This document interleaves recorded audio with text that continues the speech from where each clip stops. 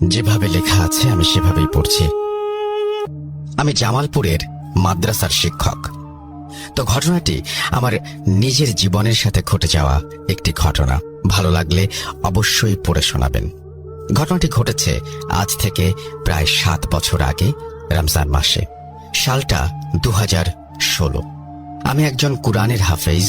তো রমজান মাসে আমাকে এক মসজিদে তারাবি নামাজের জন্য নেওয়া হয়। সঙ্গত কারণে সেই জায়গাটার নাম অনুল্লেখ থাকলো। তো আমাকে যে মসজিদে নেওয়া হয় সেই মসজিদটা ছিল এক অজপাড়া গাঁয়ের জঙ্গলের মধ্যে। দিনের বেলা যেতেও অনেকে ভয় পায় সেখানে। রাস্তার দুপাশে বহু বছরের পুরনো মেহগনি গাছ, বটগাছ শির উঁচু করে দাঁড়িয়ে আছে। ব্রহ্মপুত্র নদীর একদম কুল ঘেঁষে ঢাকা জামালপুর মেইন রোড থেকে নেমে একটা গোরস্থান পাড়ি দিয়ে সেখানে অনেকটা পথ হেঁটে যেতে হতো। বলে রাখা ভালো, মসজিদটার কাছেই একটা কোরিয়ান ট্রেনিং সেন্টার ছিল, যেটা 2011 সালে অজানা কিছু সঙ্গত কারণে বন্ধ হয়ে গিয়েছিল। তারপর থেকে সেটা তালাবদ্ধ অবস্থায় থাকতো, কেউ সেখানে প্রবেশ করত না। অনেকের মুখে সেটাকে জিনদের বাসস্থান বলে শোনা যায়। প্রচন্ড সাহসী হওয়ায় এই ব্যাপারগুলোকে আমি একদমই পাত্তা দেইনি বলেই চলে। তো কথা না বাড়িয়ে চলে যাওয়া যাক মূল ঘটনায়।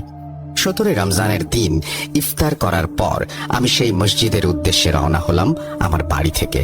আমি আগেই বলেছি মসজিদটি ছিল এক অজপাড়া গাঁয়ে। অন্যান্য সময় দিনের বেলা যেখানে মানুষের আনাগোনা দেখতে পাওয়া দুষ্কর ব্যাপার, সেইখানে রমজান মাসে ইফতারের পর মানুষের আনাগোনা দেখতে পাওয়া তো বিশাল বিলাসিতার ব্যাপার। ঝলমলে পূর্ণিমার আলোয় জনমানবহীন রাস্তায় আমি হাঁটছি। আমার হাতে থাকা স্মার্টফোনের ফ্ল্যাশ লাইট আর আমার হাঁটার শব্দ ছাড়া আর কোনো কাক পক্ষীরও কোনো অস্তিত্ব নেই বললেই চলে সেই গাঁয়ের মেঠো পথে। তো আমি যখন সেই গোরস্থানটা পার হয়ে সেই ট্রেনিং সেন্টারের মেইন গেটের সামনে গিয়ে পৌঁছেছি, আচমকা বিশাল এক বজ্রপাতের আওয়াজ হলো সেই গেটে। যেন বজ্রপাতটা সেই গেটকে উদ্দেশ্য করেই হয়েছে। হয়তো অনেকেই ভাবতে পারেন এটা ইলেকট্রিসিটির কোনো দুর্ঘটনার জন্য হয়েছে, যেমনটা আমি তৎক্ষণাৎ ভেবেছিলাম। হঠাৎ করে মনে হলো পরিত্যক্ত একটি কোরিয়ান সেন্টারে ইলেকট্রিসিটি আসবে কোথা থেকে। এইটা ভেবে প্রচন্ড সাহসী থাকা সত্ত্বেও কেমন যেন সারা শরীরে একটা ঝাঁকুনি দিয়ে উঠল। তবুও মনের ভেতর সাহসী শক্তি সঞ্চার করে যেই আমি সামনে এগোনোর জন্য সামনের দিকে তাকিয়েছি, হঠাৎ করে দেখি আমার থেকে প্রায় 20 ফুট দূরে এক বয়স্ক মুরব্বী লোক খুঁড়িয়ে খুঁড়িয়ে আমার দিকে আসছে। এমন অবস্থায় একটা মানুষকে দেখতে পেয়ে মনে অনেকটা প্রশান্তির হাওয়া বইতে লাগলো।